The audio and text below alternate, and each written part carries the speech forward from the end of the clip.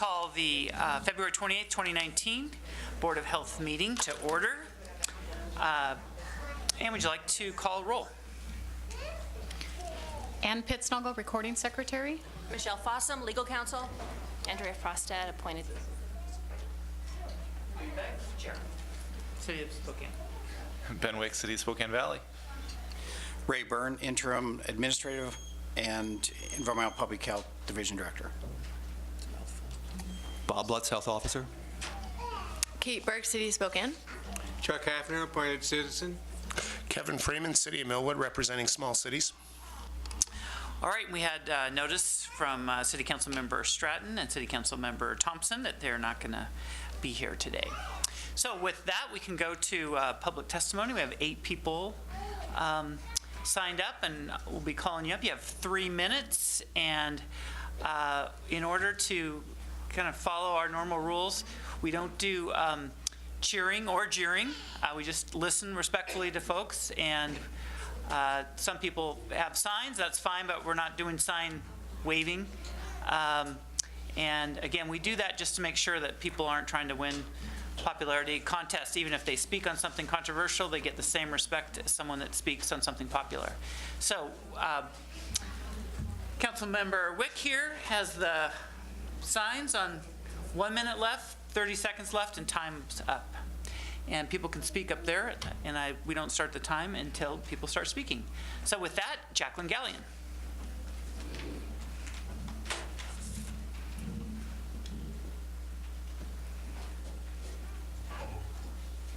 Hello, Jacqueline Gallion, City of Spokane Valley. In regards to the warning letter that was sent to hundreds of families in Spokane, nowhere in statute does the term social distance appear. If the social distance is being used as a disease control measure, then it is fully within the governance of the use of isolation and quarantine legal documents process chart provided by Dr. Lutz in a previous meeting. And I expect Spokane Regional Health District to properly identify and use the correct forms for a request for voluntary quarantine versus a local health officer or court-ordered involuntary quarantine, and conform the timeframes and notification requirements of each. Everyone has heard of the exaggerated measles outbreak in Clark County, and I want to draw the parallels with our Marshall-East mumps outbreak. Spokane Regional Health District concealed the fact that the outbreak was fully centered in the Marshall-East community, and there was no philosophical exempt student involvement. Clark County Public Health has concealed that the measles outbreak is in a specific immigrant religious population who primarily homeschool or attend private schools with religious exemptions. Again, with no involvement of philosophical belief exempt students. Members of this group frequently travel to measles epidemic countries. Philosophical exemption legislation would have no impact on this outbreak. Clark County Public Health has been misrepresenting the vaccination status of Clark County students by using a statistic from an inapplicable database instead of the school reports, which track every student down to the individual injection and exemption. The State Department of Health has been using the outbreak to push for legislation to eliminate exemptions. This is irrational, as all exemption use is down from the 2016-17 to the 2017-18. The state exemption rate is down 10% from 5.3 to 4.8. The philosophical exemption rate is down from 3.9 to 3.7, and the MMR exemption rate is down from 3.1 to 2.9. 97% of Washington students are not exempt, which raises the question, what is this legislation really about? A friend's dad used to say, there are 2 reasons people do something, the one they tell you and the real one.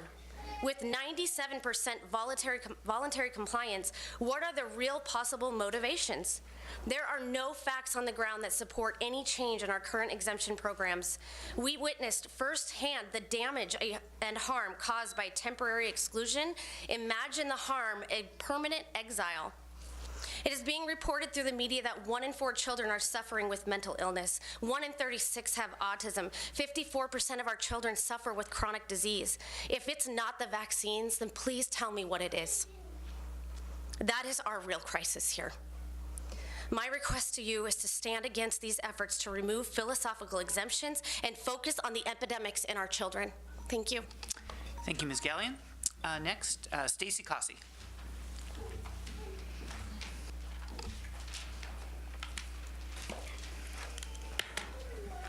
Good afternoon, everyone. I would like to open by stating that everyone in this room wants the very best for our children. I think that's clear. By way of introduction, I was a stockbroker for 27 years. For most of that time, I read my company propaganda, and yes, at this time, I recognize it as propaganda. I knew of other things. I thought they were kind of crazy. And at the time, right before the housing crisis, I gave myself permission to be curious about what the alternative media was saying, and I started reading it, and I was absolutely dumbfounded. The world as I knew it came crashing down around me, and it was horrifying when I finally realized that it was just a big game, and we were the pawns. Then I went on to be the Spokane organizer for 735 to get big money out of our elections. I spent 2 years of my full-time volunteer life trying to right the wrong of big money buying influence. The reason I'm standing here today is because this is what Big Pharma is doing, is what they do when they already have all the influence and the power. Many of you have been educated in public health. You all think we're crazy for what we're saying. And most importantly, because you think we're crazy, you don't think you need to listen. Over here, you have a lot of people who have become self-educated experts on vaccines. And frankly, we all think you're crazy for not seeing the massive fraud being committed right under your noses. Do you need proof that there is significant and measurable harm from vaccines? We have that. Do you need proof that they're put on the market without testing? We have that. Do you need proof that their own scientists are suing them with the claim they manipulate the test results? We have that. Do you need proof that there's an epidemic of children's diseases that started about the time vaccines came out in full force? We have all of these proofs and more. I think it's an important question to honestly ask, why are these issues not the public health issues that we're talking about? These aren't wild accusations that are dreamed up in the middle of the night by somebody. These are court documents. These are headliner stories that just get swept under the rug and silenced in the media. I understand the courage that it takes to let down your professional conditioning and be curious. I understand the dilemma you face if you should believe that what we are saying, it might cost you your job. But let me be clear, the stakes are about as high as they get here. We're talking about the current and future health and well-being of our children. Someday there will be movies made about this, just like there were about Wall Street. Do you imagine that the heroes are those that must defend the process and practices of Big Pharma, or those who have the courage to challenge it? We are doing the very best way we can to communicate the very best way. If we're playing a game with our children's health, the ball is in your court. Thank you, Ms. Cossey. Excuse me. Sorry. No, it's all right. I understand. Next, Shawna Robinson.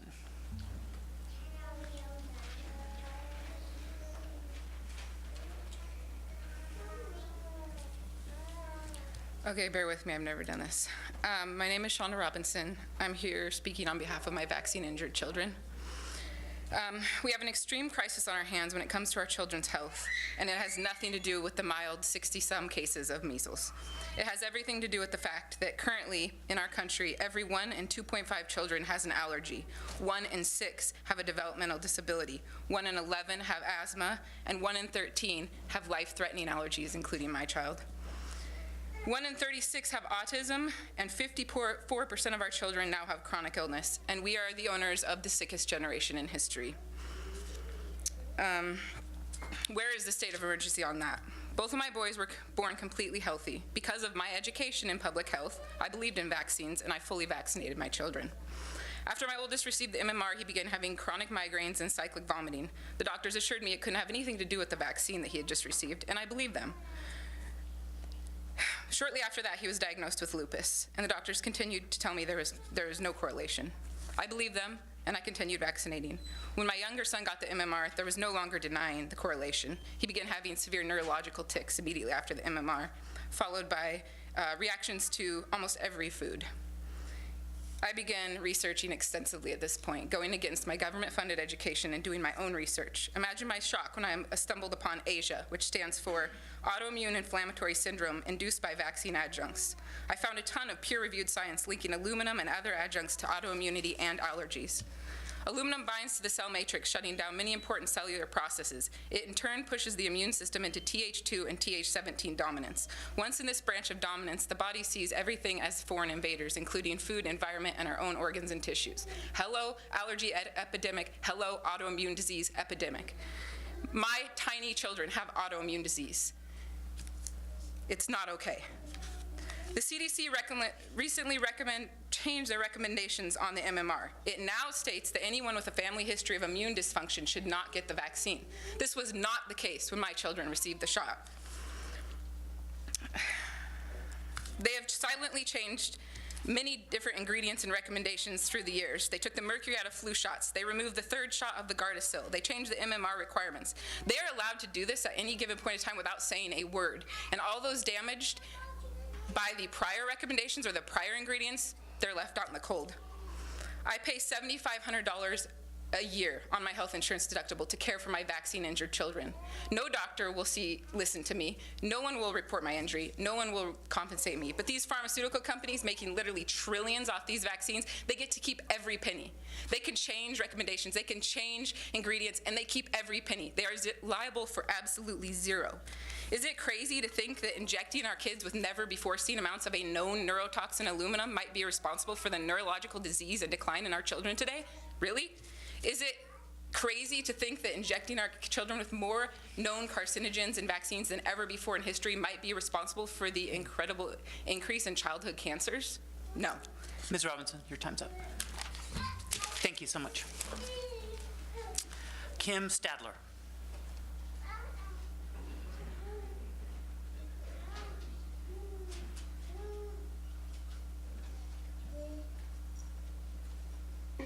Good morning. I have to bring my baby up here. I'm Kim Stadler from Spokane. You guys all know me because I'm here every single month for the last year and a half. And when I first started coming here, I thought that each and every one of you were my enemy, and that you guys were hell-bent on destroying our children. And over the last year and a half, I've noticed that you guys stop and you do listen to what we're saying. I appreciate that very much, and I want to thank each and every one of you that does listen for listening. When I first started coming here, and I observed that you guys did listen and you did care that what we had to say. Me and some of my girlfriends decided to talk to you guys about your legislative agenda and the wording of it and the vaccine exemptions and trying to limit those.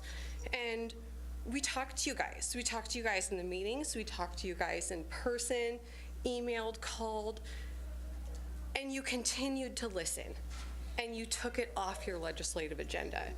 So I know that we have different viewpoints on vaccines. I'd like to echo every single word that Shawna said before me. I feel her pain. I live it every day too. But I'm also here to say thank you, because you guys don't have to listen to us, and you do. The vaccine exemptions were taken off your legislative agenda this year, and from the bottom of my heart, I want to say thank you. It means the world to me. And that's all I have to say, so thank you. Thank you, Ms. Stadler. Kim Helm.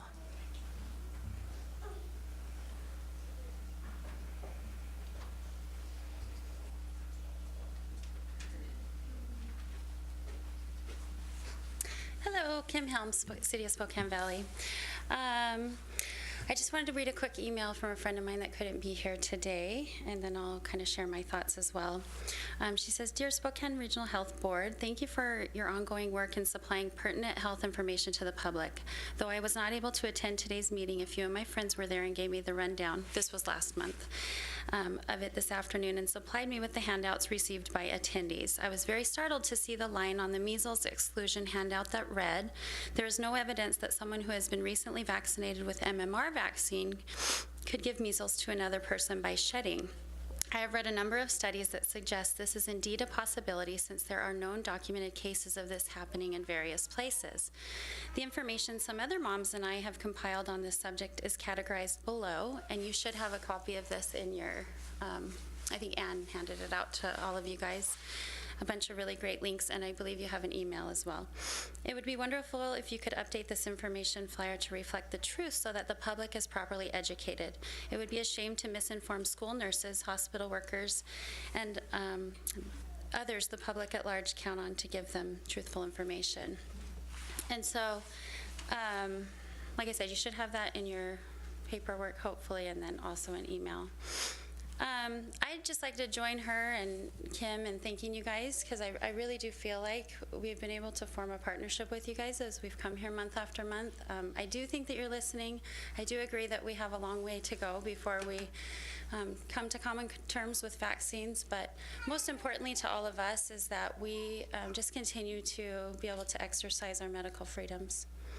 As far as I know, you guys have not publicly stated your position or your support of the House Bill 1638 and Senate Bill 5841. I did receive notification that the House bill has actually advanced as of today, so that is still a concern, and we would like to ask that if we could get your guys' support in this regard on the state level, it would mean a lot to us. If you would take the time to reach out to our senators and let them know that Spokane doesn't stand for this, that we do believe in freedom of choice and medical freedom, we would certainly be appreciative. So that's all I have to say today. Thank you. Thank you, Ms. Helms. Erin Krendler.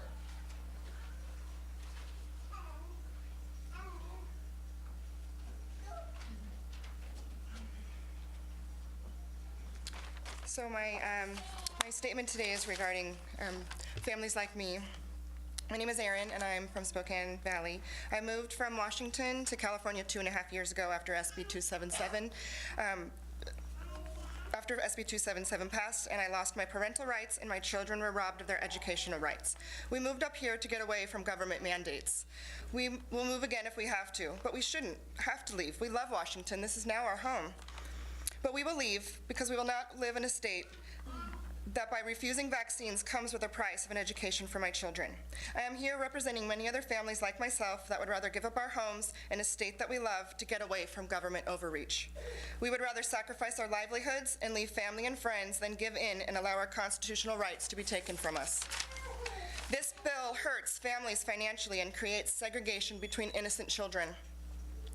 California schools were not expecting the financial loss they took with the drop of attendance. This bill also hurts schools and families by forcing parents to homeschool. What are families to do who need 2 incomes, like mine did? The law took away my ability to work without the use of daycare. Taking away parental rights and a child's right to a proper education will not make parents like myself give in to coercion. This bill is unconstitutional and it's un-American. Plenty of us have been traveling back and forth to Olympia fighting SB 5841. We will not sit back and watch our freedoms be stripped away. Vaccine injury is real, and it is not 1 in a million. Spokane proves that with less than 500,000 people here in the amount of injury that's occurring. We are asking you to tell the legislature to oppose SB 5841 and now, again, House Bill 1638 to retain Washington families' right to an education through the use of exemptions. Thank you. Thank you, Ms. Krendler. And our last speaker is Laura Denton.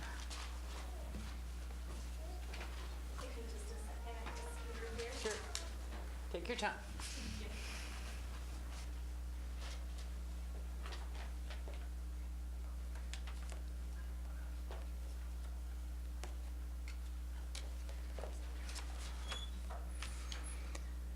Good afternoon. My name is Laura Denton, and I'd appreciate your attention for just 3 minutes. If the number of vaccine-injured children represented here isn't enough for you to understand why I'm fighting to protect my children, to borrow the slogan, my children, I want to be one less vaccine injury. Here are 6 reasons that you should oppose mandatory vaccinations. 1, the number of measles cases in Washington does not represent a crisis. According to the CDC, there have been between 55 and 667 cases of measles annually since 2000. And there will continue to be measles even if we had a 100% vaccination rate because of the 2 to 10% vaccine failures, which is a fact even by leading vaccine advocates. Number 2, homeschooling is not a valid option for most families, making this an issue of coercion by holding their education hostage. Number 3, forced medical procedures is a violation of the Nuremberg Code. Voluntary consent is essential, and coercion is not consent. I don't care how many states have already done it, Washington should not be one of them. Medical exemptions are not enough and are vastly too hard to get. Number 4, I attended a lecture by a former pharmaceutical scientist in which she explained how the minuscule fragmented DNA contained in most vaccines, because it is so small, can bind to our own DNA and can cause mutations, cancers, and autoimmune diseases. The rate of autoimmune disease and cancer, as you've heard from many, especially in children, has climbed exponentially in correlation to the growing number of vaccines on the CDC schedule. And while correlation is not causation, this deserves further study. Number 5, a very recent study published just last week on PubMed.gov by the Department of Pediatrics School of Medicine at UCLA shows that the DTaP vaccine, the same version that's been in use since 1997, actually increases susceptibility to whooping cough, the very disease it is supposed to prevent, meaning no one should be using this, let alone mandating it.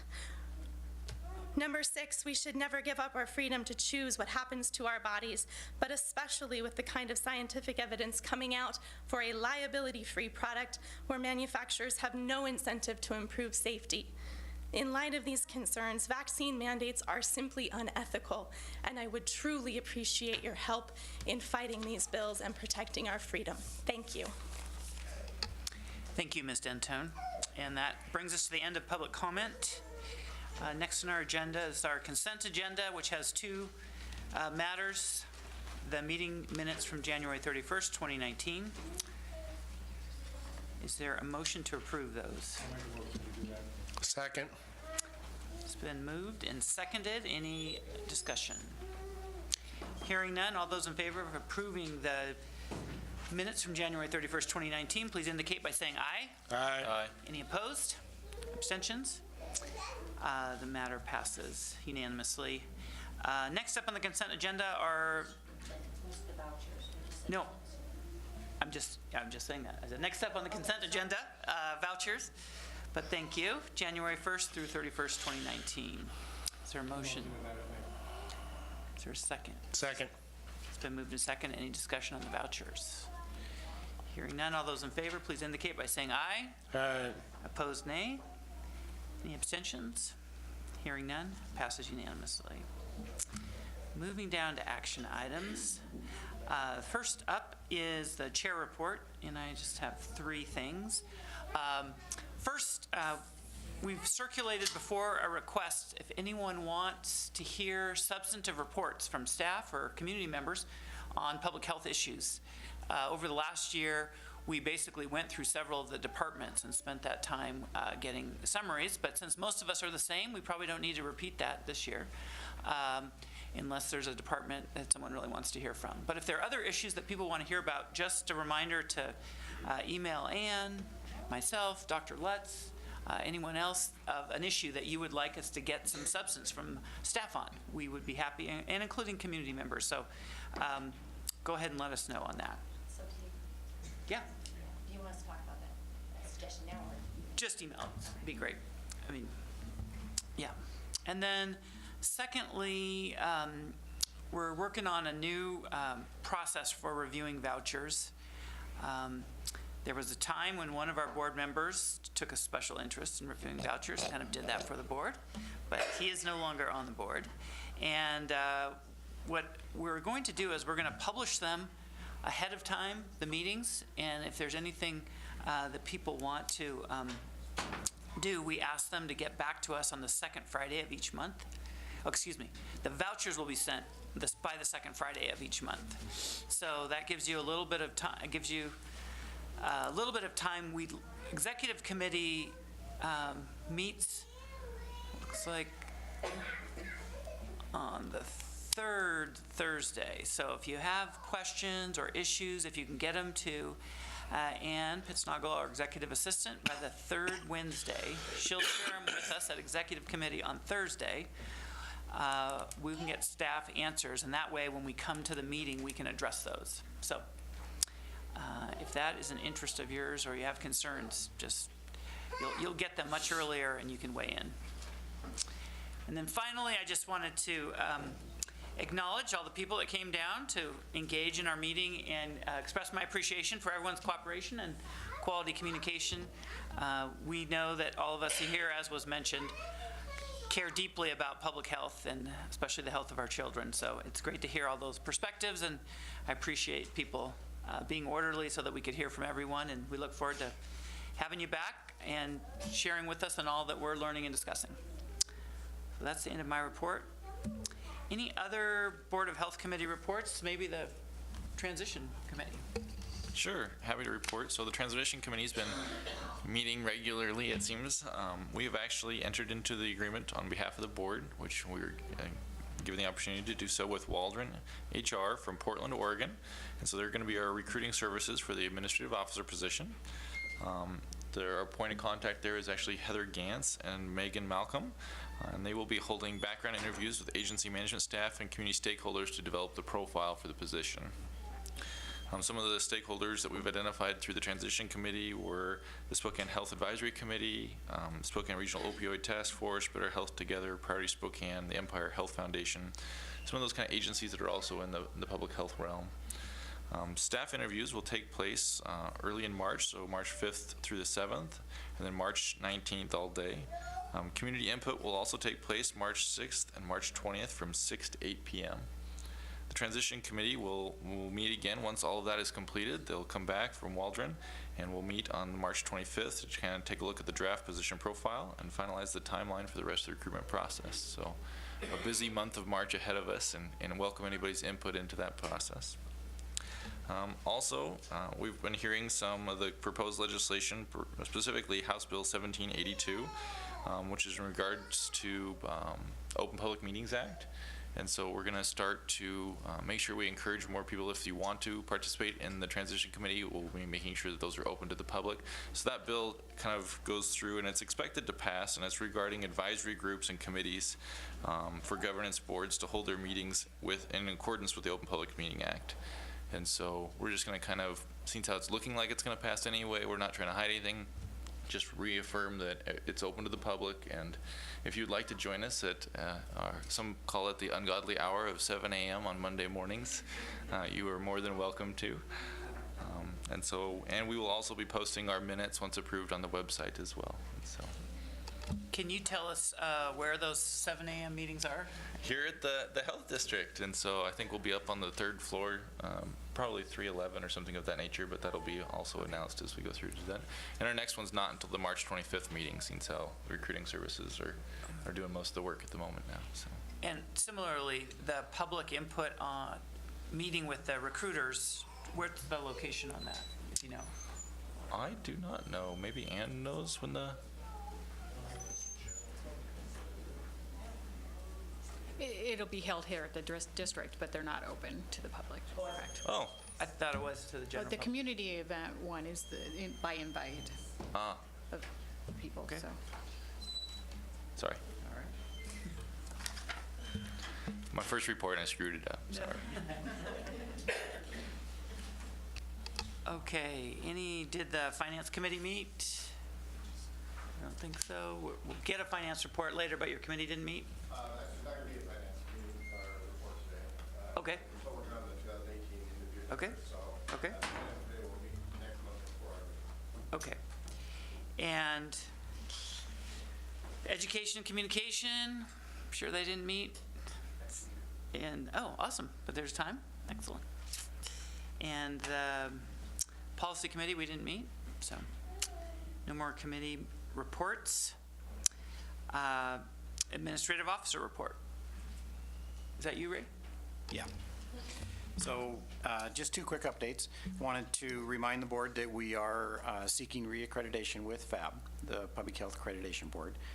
We have a virtual site review next Thursday, in which we have a number of staff that will be participating in that. And also just to remind staff, the board, that, you know, we went through this process originally back and were initially accredited back in 2013. And we were one of the first to get accredited, and went through that with a perfect score, demonstrating that we met 100% of the standards at that time. So, which is a huge tribute to our staff. We won't, once we have the virtual meeting next Thursday, the final news, we will be notified approximately 30 days after that, the final report, and then on June 11th of 2019, we should find out the final results. So, and then the last thing is just wanted to announce that we have hired a new medical director for our treatment services, Dr. Shannon Harrison, and I have asked him to give us a brief update on his background and his practice.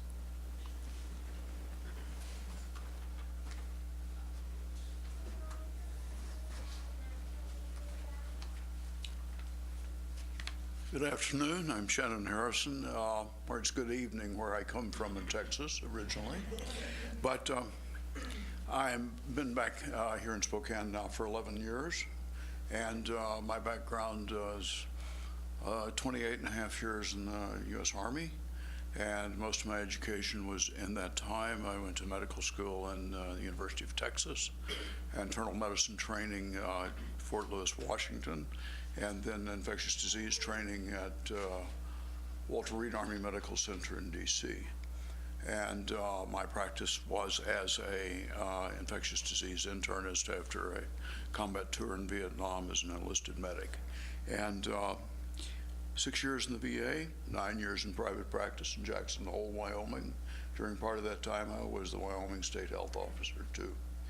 And retired from the VA 4 years ago or so, have been a contractor since that time as an intensivist, hospitalist, and most recently for a couple of years as a faculty member teaching infectious disease at the University of Arizona Medical School. Past, I've had academic appointments, clinical teaching, Uniformed Services Med School, University of Colorado Health Sciences Center, University of Washington, and Michigan State University. And I'm looking forward to being your medical director for the opioid treatment system. And this is a closely linked interest of mine because many of the complications of opioid use disorder, of course, are infectious. So the move in infectious disease practice is to get at the source as opposed to simply treating the later complications with HIV, hepatitis C, endocarditis, hepatitis B. Thank you. Welcome, Doctor. Thanks for your service.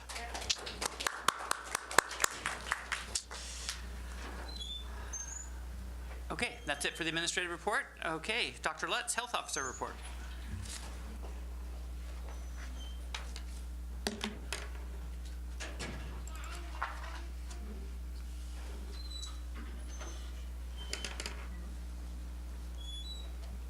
I always have to look at this.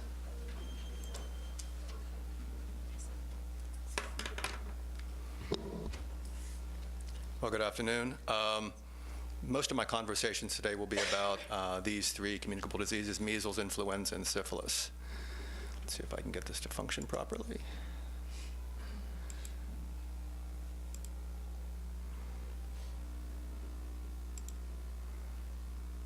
Bear with me, I'm not a technical proficient individual. Naji may come out if... That's always a rhetorical question to ask. Thank you. I'm just saying I will not. Do you? Okay, yeah. There's actually an audio button someplace. He needs other help besides that. There's the little speaker. Little speaker. There, thank you. Measles outbreak. New York City has reported nearly 70 cases since last October. That outbreak began when an unvaccinated child infected in Israel traveled to New York. Israel has been battling its own outbreak started by imported cases from India, Romania, and Ukraine, among others. Measles is known for its rash and fever, but it can also lead to much more dire complications, such as brain swelling, seizures, and blindness. And for every 1,000 cases, 1 or 2 will die. There's an effective measles vaccine that protects 97% of people who get both doses. But for those who are unvaccinated or non-immune, the virus is highly contagious. One reason measles is so concerning to public health is that it has a high reproduction number. One sick child can infect 12 to 18 others who are unvaccinated or non-immune. By comparison, someone sick with influenza might infect only 2 to 3 others. Another feature that makes measles a very effective spreader relates to how long people are contagious. Someone who is sick can infect others up to 4 days before they develop the telltale measles rash. They're also contagious up to 4 days after the rash breaks out. An infected person expels a lot of the virus into the air through coughs and sneezes, and the virus can hang in the air for up to 2 hours. Unvaccinated or non-immune people who come near someone with measles have a 90% chance of contracting it themselves. Measles is dangerous and highly infectious, but largely preventable. The more people who are vaccinated, the more the population is protected, either directly through vaccination or indirectly via herd immunity.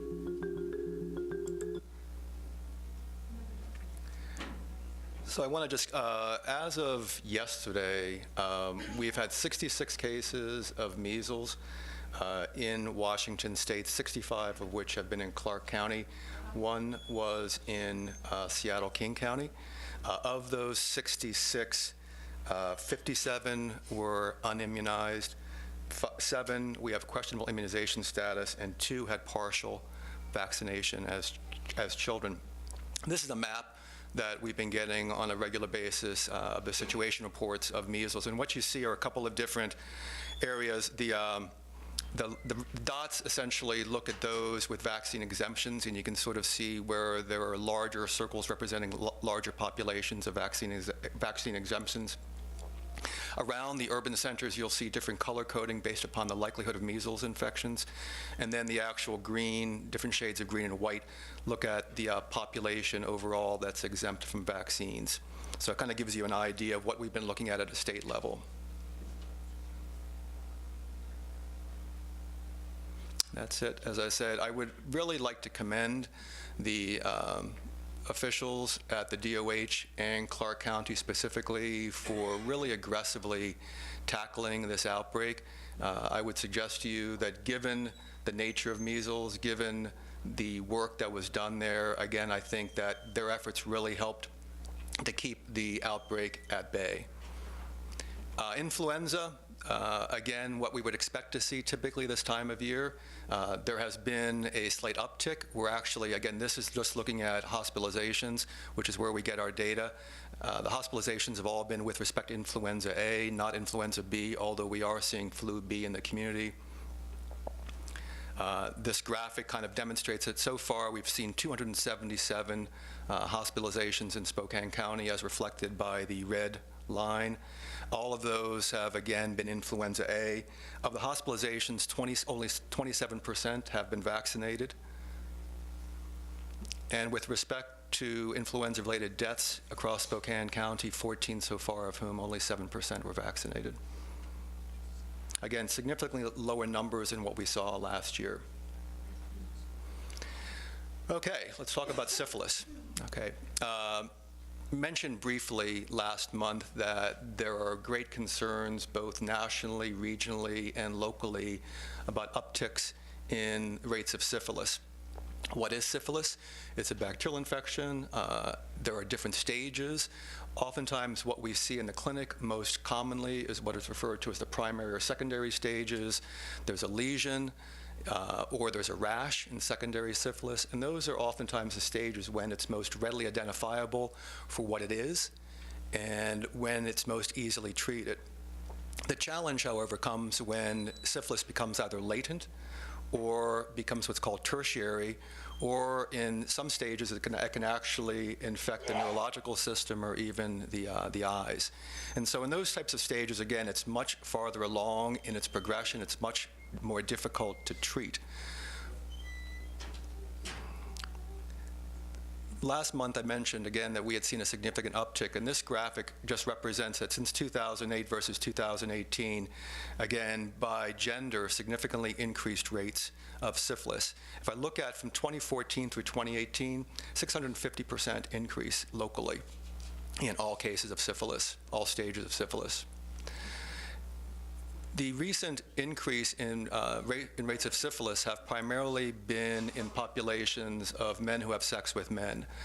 What we're seeing, however, is that over the last couple of years, not only are we seeing continued increases in this population, but we're also seeing heterosexual transmission, as demonstrated by the different color graphics, both the red and the green lines. What we're also seeing in this population, however, is that this group tends to oftentimes have other issues such as substance abuse, which makes them much more challenging to both identify and then subsequently treat. So again, this is local data, again, representing all increases in all stages of syphilis. And then this is just, again, data from looking at what historically may have been done by the DOH by doing disease investigations coming from the DOH in partnership with SRHD. And again, you'll note, however, that going from left to right, the gray bars, which represent DOH investigation, are gradually decreasing to the point where in 2019 they are not going to be able to support this service. Conversely, the yellow bar represents disease investigation coming from Spokane County. Green bar represents partners that are treated, and again, then the final blue bar represents the total number of investigations that are initiated. There's if you will, a difference between those that are initiated and those that are treated, because of, as I said, the challenges. And oftentimes, once you identify the individual, then doing the contact investigation, being able to actually reach the individual and the individual's partner or partners, and actually treating them. The reason I have two bar graphs for 2019 and 2019 is that 2019 negative represents the effect of what we would be doing internally if we did not have foundational public health services to assist us in that effort. So what I'd like to suggest to you is that this is another example of where we in public health, in needing, again, additional resources, we recognize the need in this situation for increased outreach, increased investigation, but without additional funding and resources, it's going to be very challenging to do. Conversely, the 2019 positive represents how many more cases we'd be able to actually identify and treat, or at least get things started. So again, this is a plug for foundational public health services. Linda will be talking about where that piece of legislation is currently in Olympia. I just finished with that. Any questions?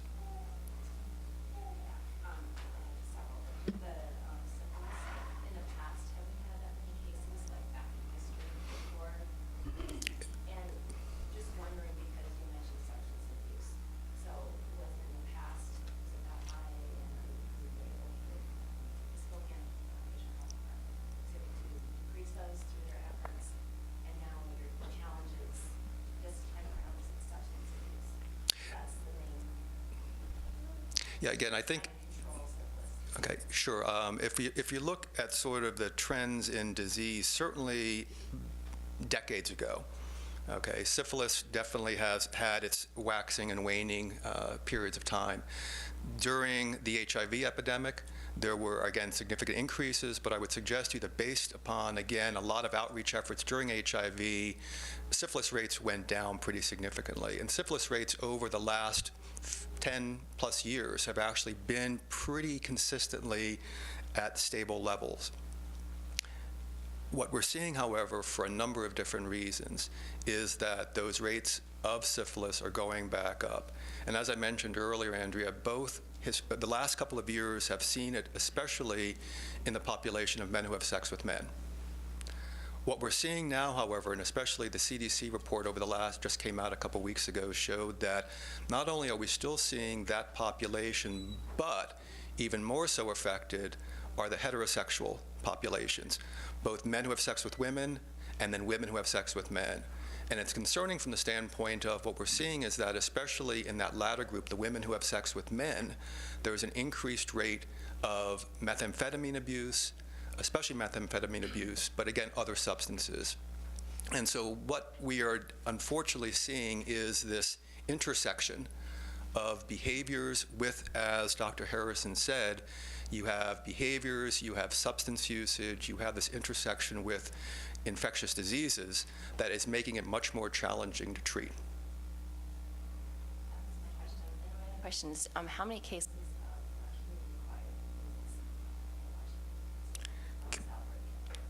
The 66, or I suppose. So outside, so within Clark County, of the 66 cases that exist within Washington State, there have been 65 cases in Clark County, only a single case in Seattle. And that individual had visited one of the sites where transmission was identified to have possibly occurred. There have been, I believe, 4 cases in Oregon, all in Multnomah County.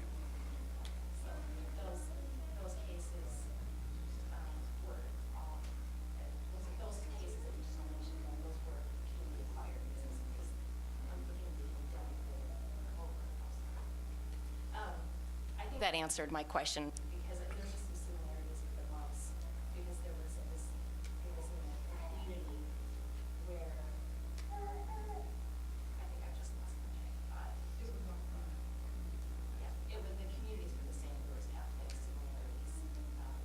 The only difference between the months is I think was vaccinated with fewer months, but the similarities were that it was within a group of people.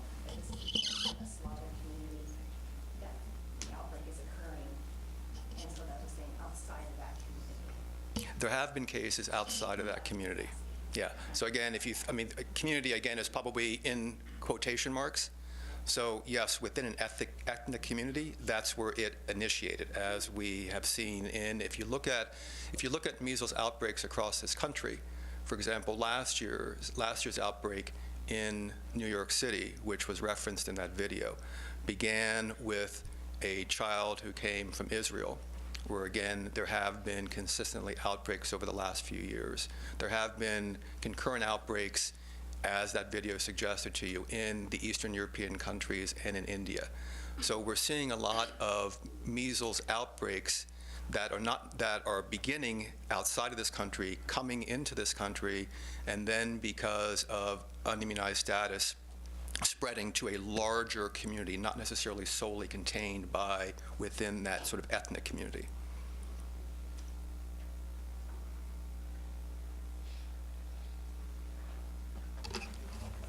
Any more questions for Dr. Lutz? All right, thank you, Dr. Lutz. Certainly. I'd like to invite up Linda Graham for a legislative report. Hi, good afternoon. So we reached our first cutoff last Friday. That was for bills to get past the policy committees. The next cutoff is actually tomorrow for bills to get past the finance committees. The legislature, for I think it was the first time in something like 40 years, closed down for a day and a half last week. So with the cutoffs, things have been particularly crazy in the legislature, and we've seen kind of some upfront cooperation happening of making some determinations of which, when you have companion bills in both the House and the Senate, they've done a lot of cooperation about which ones are going to move forward, because they're just trying to limit the hearings and the votes that need to happen on those bills. Our next cutoff is going to be March 13th. That's the House of Origin cutoff, where they have to get out of where they started. So for our next report to you, your agenda is going to look quite different. And one of the things I've done in the past, and I'll do it again, is I will separate out those bills that are still active from those bills that are not active anymore. I just want to give you a few highlights of what's happening and what has changed since your packet went out. Foundational Public Health Services, that has now passed the Appropriations Committee, so it'll be fine in terms of tomorrow's cutoff. Tobacco 21, that passed the full House back on February 20th and has been referred over to the Senate now. Under suicide prevention, 2 of the 4 bills are still active and are both in the Appropriations Committee, so I'll be watching to see if they make it out by tomorrow. Home visiting services. I included a bill on here that isn't exactly what your legislative agenda said. The legislative agenda was pretty specific to increasing funding for home visiting programs like Nurse Family Partnership that we have here. But the bill would provide universal home visiting for all newborns in Washington State. This is still alive. It's in appropriations right now. The House version and then the Senate version is in Ways and Means. There is a very large price tag for this, if you can imagine. So it'll be interesting to see what happens with that and if it makes it through. Linda, how much is the fiscal note? Is the fiscal note? I'm trying to remember. What's coming to mind is something like 26 billion or million, something. It's big. And I can certainly follow up and get you that number. I'm not going to go through all of the mental health and substance abuse bills. I just want to point out that there's a whole lot more in your packet this time than there were last month, bills that were introduced, and there's even been some new ones since the packet was put together. But I can tell you that only one of the bills in all those that we referencing, only one of them is not advancing. So all the others are still active at this point. Jumping over to your Tier 2 priorities, the STD HIV statute modernization has made it to rules in the House, and it's inactive now in the Senate. And then homeless youth, all of the bills related to homeless youth are still active. And then one final note on your Tier 3, the Washington nutrition incentives, that has passed appropriations, so it's still active. Are there any questions? Thanks for keeping a good watch, and it'll be probably more exciting next month. Next month, yes. All right, thank you. Awesome, thank you. And I believe, Mike, you said no finance report. And, all right, that gives us to the main event for today. We're going to invite Heidi Wilson to come up and talk with us about the proposed strategic plan to get our input on that.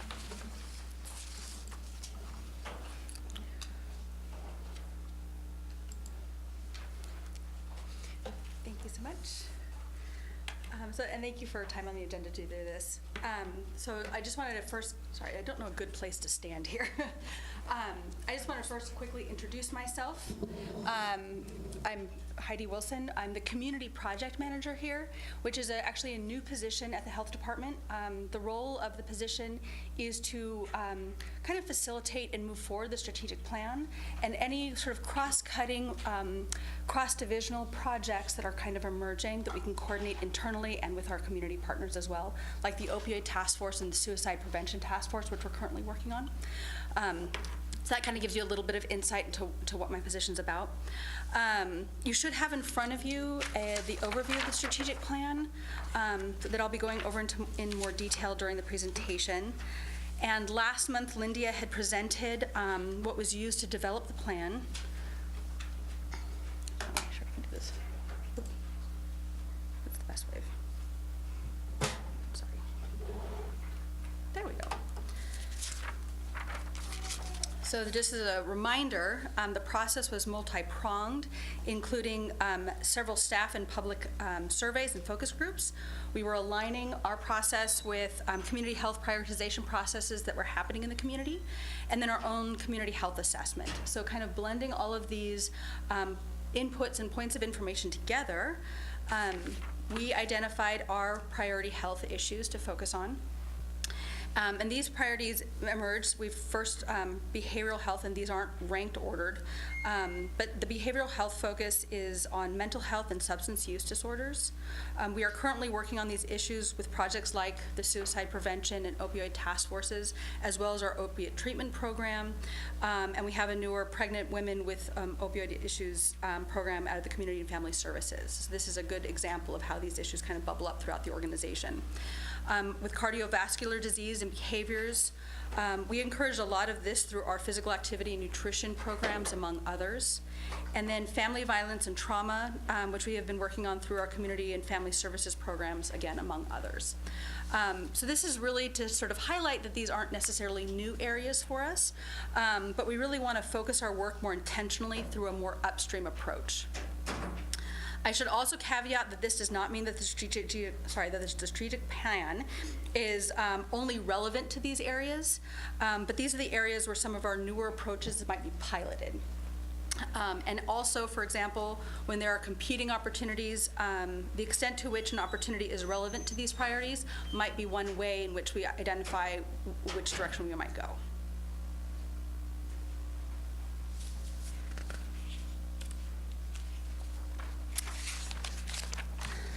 So I think the strength of the plan is really in our approach, and this is really where the entire agency will have an impact on the strength or on the success of the strategic plan. So in a nutshell, the approach seeks to push our work upstream across the organization and to communicate to our partners and to the community what we mean by upstream, and how upstream has a positive impact on health outcomes. So how we implement this approach is really through our objectives. And I also want to caveat that when we talk about moving our work upstream, it doesn't mean shifting everything we do away from working with clients and providing services. It's really where we have opportunities to move upstream, to take those opportunities and look at and exploring how we can affect that change. Question? Yes. Oh, sorry. When you look, would you go back to the next one, please? Youth and Education Awareness Campaign. Would you please give us a snippet of exactly what you have in mind there? I will. I'll go through the objectives and it'll become really apparent. The objectives will really sort of flesh out how each of these areas are going to be explored and furthered. I also have another question. How long, so is this like a finalized strategic plan, or how far? I just want to know in the process where we are. Is this finalized and we're doing this for 2019, or is there wiggle room? Is it like, just. This is our final proposal to you. Okay. It's up to you to adopt the plan. So I have a follow-up question. So I think for me, something that I feel like we're not addressing at the health district is homelessness as a whole. And while a lot of these issues you can find, like with family trauma, if we solve that problem, we'll have less homeless people. Like, I understand that, but when 50 plus people are dying on our streets because they don't have a shelter over their head, I feel like that's absolutely a public health responsibility. And I just feel like, I know that you're here to present this to us, and I'm not trying to kibosh all the work that it was put in, but I just feel like that's a large oversight. And I think I just want to make that statement. That's actually a really good point. And I do think that that's actually addressed through the strategic plan. And again, let me get to the objectives, and you'll sort of see how this kind of connects and brings together. And if we don't do a good enough job with that, please, I welcome your input. But I think, because we do talk about that issue a lot, so I think that we've got a good connection for you there. So before I kind of move too much into the objectives, I just kind of want to highlight that as I talk about the different activities we're going to be doing and the work that we're going to be doing, what I want to highlight is that not what I'm describing isn't necessarily new, that there's pockets of this work being done throughout the organization, but I want to move us from having these as sort of best practices here and there and scattershot to a consistent practice throughout the organization. So we have a more systematic approach and consistent approach. So with that, I'll get into the objectives. So the first objective is really about engaging the staff around the strategic plan, and so there's a lot of support. The one thing we don't want to have happen, especially because of my position, is for the strategic plan to be something that Heidi implements. It is an organizational focus and an organizational effort.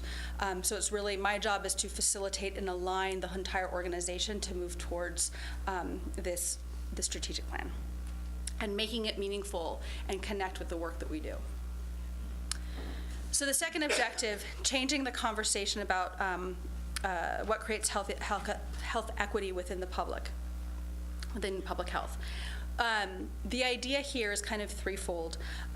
It's about reframing how we talk about our work so it resonates with our audiences.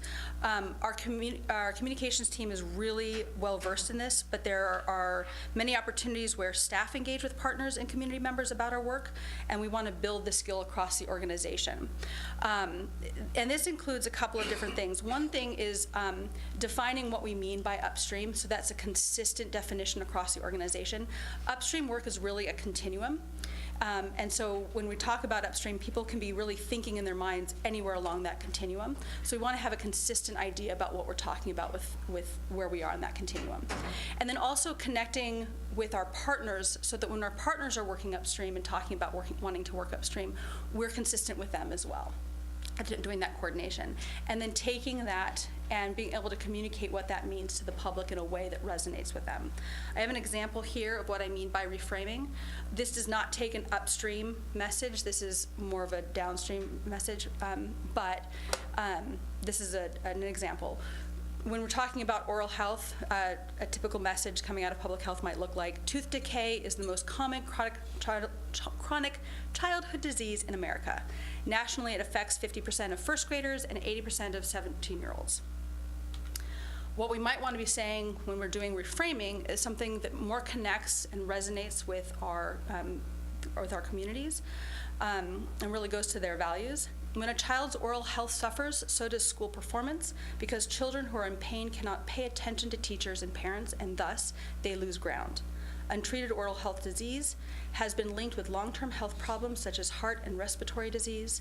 The good news is we know how to prevent the majority of this disease from ever occurring. So that's just kind of the shift in what we're talking about to be able to reframe these messages. And we're going to be focusing this on the initial piloting of doing this reframing across the organization is going to be looking at those upstream messages, particularly around our three priority areas. But it's going to be building that skill, even though we're pilot testing it in these three areas, it's building that skill in the organization. And then objective 3, the client-focused services. This again has kind of 3 components to it. First, it's really about developing a system to improve client referrals to programs within the district. Right now, we have a really great referral process, I think, that's being continuously improved from the needle exchange program and nurse-family partnerships to the opioid treatment program. However, it's not really scalable the way it's currently designed. And we especially think of the breadth of potential linkages from the health district out into the community and our partner services as well. So that gets me to the second point of ensuring that whatever system that we use to create this referral system internally can link with our partner programs and services as well.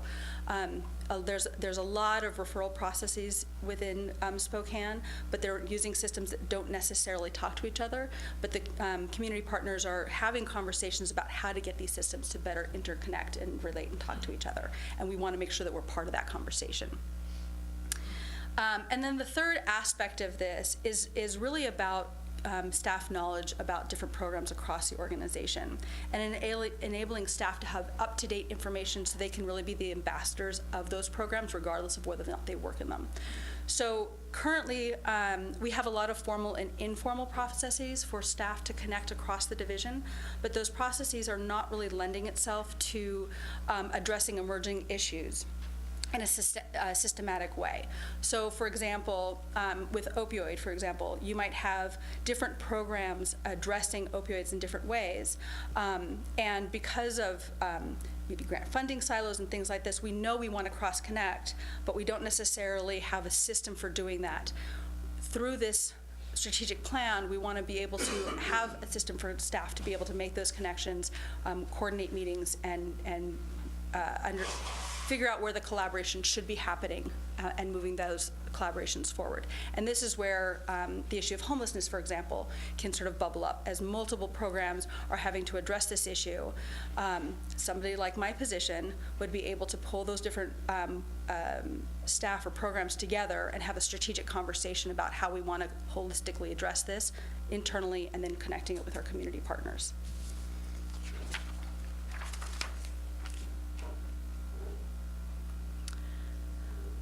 So the fourth objective, mapping the system.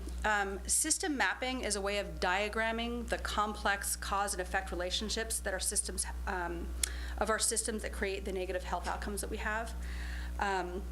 So doing these mappings would answer a question like, what is the nature of the complex interrelated causes that give us the patterns of elevated cardiovascular disease outcomes that we're seeing?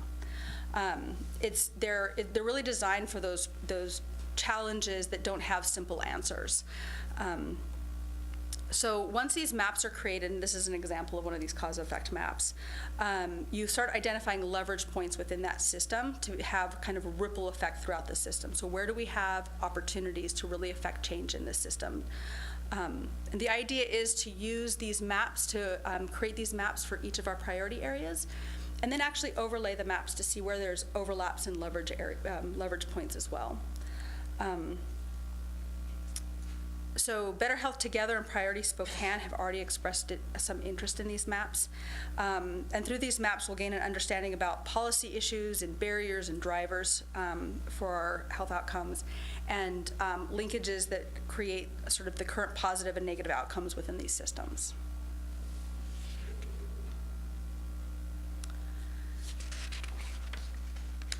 So our next objective, Objective 5, community coordination. This kind of highlights some of the work that the Opioid Task Force and the Suicide Prevention Task Force are currently working on, but it doesn't stop there. This is where that kind of cross-divisional work that I was talking about with client-focused services moves from staff being knowledgeable about what other programs are doing to be able to engage across divisions and with our partners in order to address these cross-cutting themes, again, like the homelessness issue that you've elevated. So this is how our opioid task force kind of bubbled up, suicide prevention. This is the work that we do currently with Priority Spokane around our community health improvement planning process. These are examples of how we kind of pull people from across the organization to connect with our external partners. Pregnant moms is another issue that connects a lot of the work from the different divisions. So this goes to the heart of coordinating our work across the divisions to better coordinate with our community partners. So the last two objectives, one is the upstream policy agenda. I kind of mentioned policy in an earlier slide. Basically, the idea here is as this work is being done in the different objectives, policy issues are going to likely surface. And there's also evidence-based policies sort of nationally that have local application, and that we might want to consider for our local community as well. And so we pulling these different policy ideas together into a policy agenda for your consideration as something that we might be able to champion. That's the idea here. And then finally, community-led transformation. This really reflects the culmination of all the work on the previous objectives. This is basically applying the practices within the practices that we're kind of developing with the earlier objectives and applying it to a neighborhood pilot project. So rather than programs sort of being scattershot throughout the community, there is a deliberate cross-organizational strategy for a neighborhood, and the best current example of this type of thing happening is the Zone project right now in Northeast. So, the other dynamic to this is connecting kind of the community-led work that we do here at SRHD, where the community is driving the services that they need and really advocating for themselves, with the SRHD resources that might be more grant-driven, and then using project management to help connect the dots across the organization to be able to meet the needs of the community.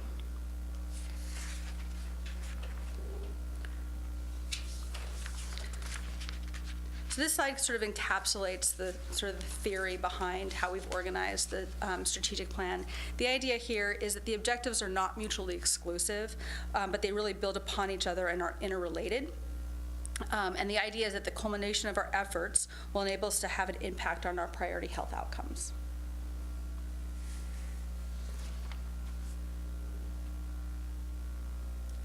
So the next steps is, first, the board considers the strategic plan for adoption. And then staff gets to work. And we have a number of activities that we have identified that we need to sort of put forward this year to really get traction into being able to be successful with our strategic plan. It is an aggressive timeline, but we're building on the momentum that we've established through our previous strategic plan period. So, for example, the frameworks training, third bullet down, that was actually building off of the health equity work that we started during our last strategic planning process. That's it. Questions?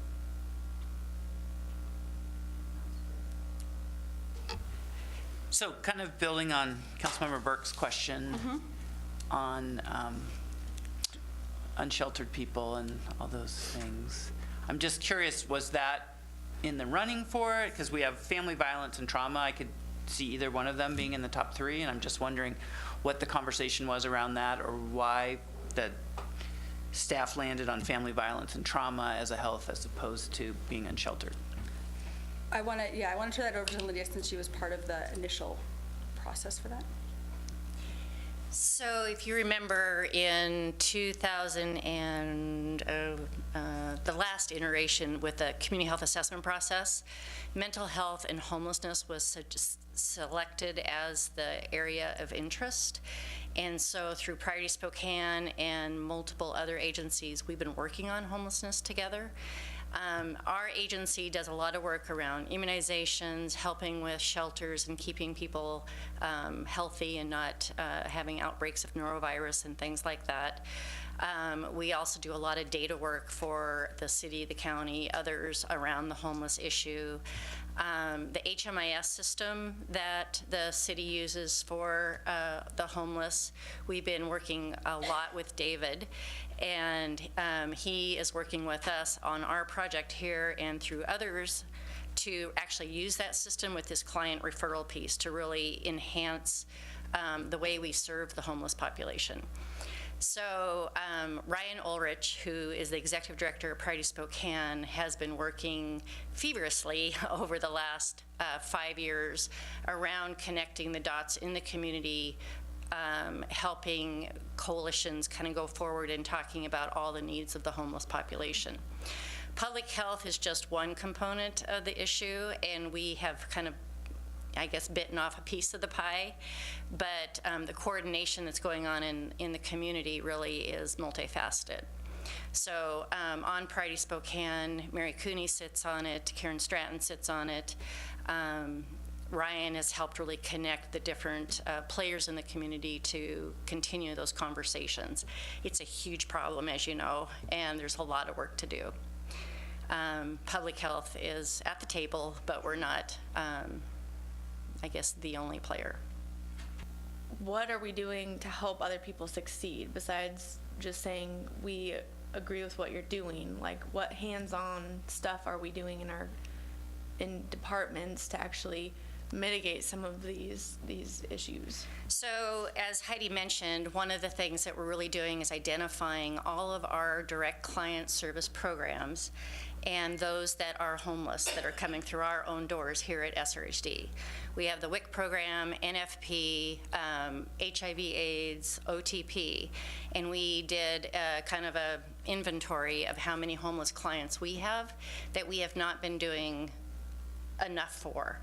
And so we just recently received a grant from Providence to hire an additional community health worker to take referrals from the WIC program, NFP, and those direct service programs, and helping those families with very young children get stabilized. So we are trying to first kind of clean up our own house, and then potentially we can expand that in other neighborhoods with this client referral system, such as the Zone or other community groups that are working with direct service clients. So I guess I understand that we work with WIC patients and clientele, but are those specific to homeless WIC recipients, or like how? Currently, last year we had identified 50 moms that were homeless that were coming through our doors. Okay, and so then beyond identifying, then what is the step after identifying that they're homeless? Connecting them to the homeless system, helping them get stabilized or in a home. Okay, so I guess my my thing on this is like all of these are really great, but I just think, like I said, we lost 50 plus people last year to homelessness. If we saw those numbers in the flu, we would be taking extreme approaches. And I think that, I mean, even just down to sending somebody to the shelters to make sure the shelters are clean and healthy, because they're not. And so how are we expecting our community members to go there? And I just think this needs to be like a really priority area in our community. I agree. And I think it's a partnership with the city and the county to work on the shelter system, the temporary housing, and the permanent housing. But public health has a piece of that. We don't have all of it. So we really need the city and the county to work with us on it.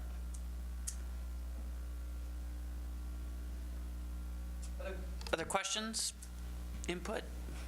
No, just a question on timeline. So so Michelle, would this be by resolution? Do we need something to approve this? Is this something that's going to be brought up on the next, for our action items on the next meeting, or? I don't know the answer about scheduling for next meeting, so I don't.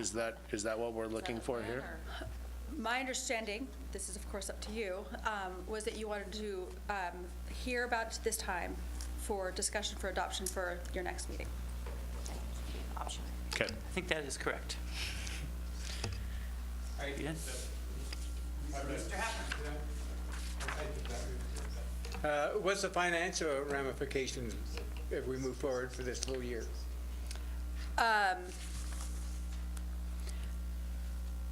A lot of the work has to do with the shifting how we're doing work.